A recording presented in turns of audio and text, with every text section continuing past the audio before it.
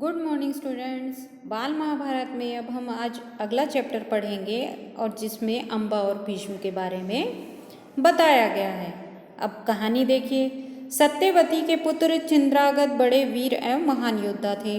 वे एक गंधर्व, उसका नाम भी चित्रागत ही था, के साथ युद्ध में मारे गए थे। इसके बाद विचित्रवीर्य राजा बने।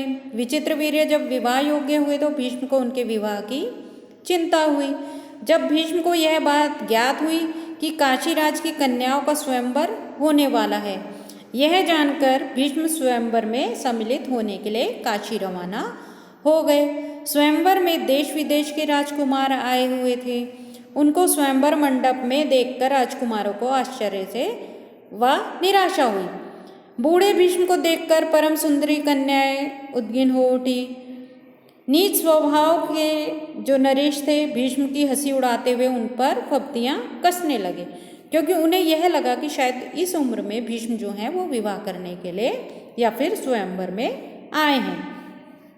अन्य राजाओं की फब्तियों को सुनकर भीष्म ने कहा, हे भूमिपालों, मैं इन कन्याओं को यहाँ से बलपूर्वक हर के ले जाना चाहता हूँ।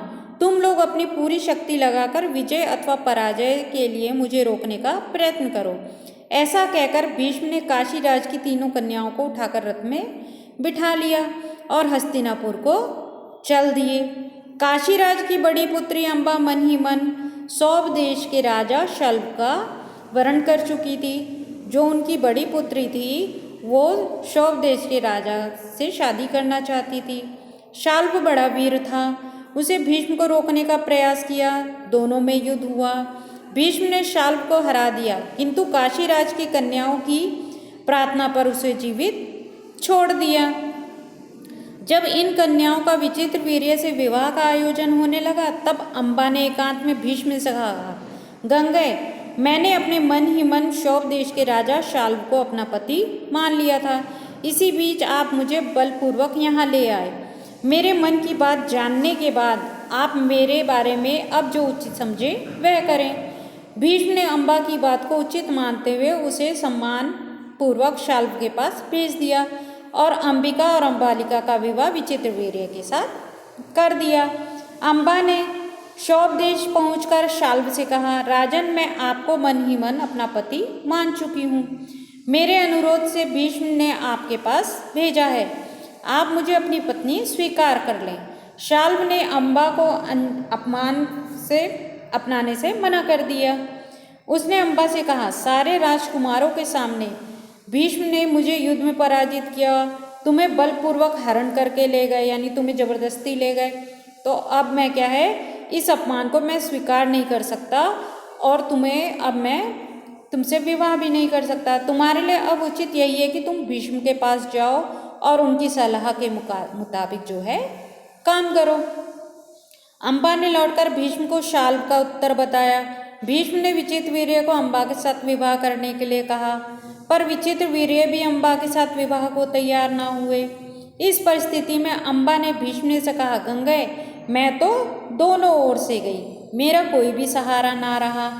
आप ही मुझे हर लाए थे, अतः अब आपका यह कर्तव्य है कि आप मेरे साथ विवाह कर लें। भीष्म ने अपनी प्रतिज्ञा तोड़ने से मना कर दिया। अब भीष्म ने तो प्रतिज्ञा ली हुई थी कि वो आजीवन विवाह नहीं करेंगे, तो उन्होंने मना कर दिया। अम्बा को पुनः शल्भ के पास भेजा, किंतु उसने दूसरे के द्वारा जीती हुई अम्बा को स्वीकार करने से मना कर दिया। अब शल्भ ने फिर दोबारा से मना कर दिया। अम्बा 6 वर्ष तक इसी प्रकार से घूमती रही। अपने दुख का कारण भीष्म को मानती हुई वह प्रतिशोध की ज्वाला में जल उठी। उसने भीम का वध करने के लिए राजाओं से प्रार्थना की, पर राजा तो भीष्म के नाम से ही डरते थे। तब अम्बा ने क्या किया, अम्बा ने इसी तरीके से पूरा समय काटा। अब आगे की कहानी देखिए। अब कहानी जो है यह कुंती की है। अब कुंती की कहानी देखिए। श्री कृष्ण के जो पिता थे शूरसेन यदुवंशु के प्रसिद्ध राजा थे। उनकी कन्या का नाम पृथा था।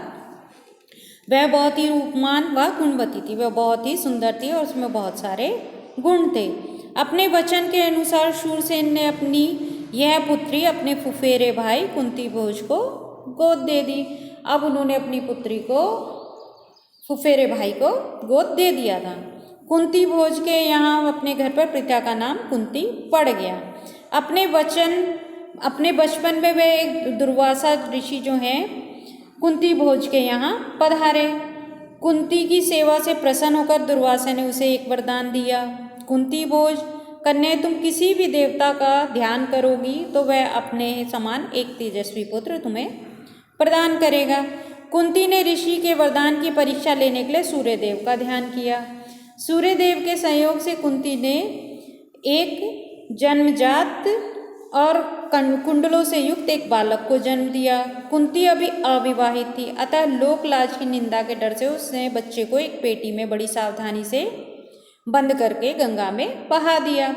अधिरथ नाम के सारथी ने पेटी को देखा तो और खोलकर देखा तो उसमें एक सोता हुआ बालक मिला। निसंतान अधिरथ बालक को घर ले गया। यही बालक आगे चलकर शस्त्रधारियों में श्रेष्ठ कहलाया। विवाह योग्य होने पर कुंती ने स्वयंवर में पांडु का वरण किया। पांडु का दूसरा विवाह माद्र राज की कन्या माद्री से हुआ। एक दिन पांडु वन में शिकार खेलने गए। वहाँ एक ऋषि दंपत्ति हिरण के रूप में विहार कर रहे थे। पांडु को इसका आभास न था। उन्होंने हिरण को मार दिया। उन्होंने सोचा कि वहाँ कोई हिरण घूम रहा है और उन्होंने ऐसे ही उसको तीर चलाया तो वह उन्हें लग गया। मरते मरते ऋषि ने शाप दिया कि तुम भी जब अपनी पत्नी के साथ विहार करोगे तो तुम्हारी मृत्यु हो जाएगी। ऋषि के शाप से खिन्न पांडु पितामह भीष्म और विदुर को राज्यभार सौंपकर अपनी पत्नियों के साथ वन में या फिर जंगल चले गए। ब्रह्मचारी जैसा जीवन बिताने लगे। कुंती ने अनुभव किया कि पति को संतान की लालसा है, किंतु ऋषि के शाप के कारण लाचार है। अतः उसने दुर्वासा के वरदान का पांडु को जिक्र किया। पांडु के अनुरोध पर कुंती ने माद्री ने देवताओं की कृपा से 5 पुत्र प्राप्त किए। 5 पुत्रों का जन्म वन में ही हुआ था। एक दिन जब वसंत ऋतु थी, पांडु माद्री के साथ वन विहार को निकले। प्रकृति का मनोहरी रूप, वसंत ऋतु की मादकता, माद्री के सौंदर्य को देखकर पांडु ऋषि के शाप को भूल बैठे। अतः पांडु की मृत्यु हो गई। पांडु की मृत्यु का कारण अपने को मानते हुए माद्री भी पिता के साथ सती हुई, किंतु और 5 पांडव अत्यधिक दुखी हुए। ऋषि मुनियों ने उन्हें समझाया, हस्तिनापुर ले जाकर पितामह भीष्म को सौंप दिया। पांडु के मृत्यु का समाचार सुनकर हस्तिनापुर में भी बहुत शोक मनाया गया। पोते की मृत्यु से दुखी अपनी विधवा पुत्र वधुओं अंबालिका और अंबिका को लेकर वन में चली गई। कुछ दिन बाद इन तीनों की भी मृत्यु हो गई।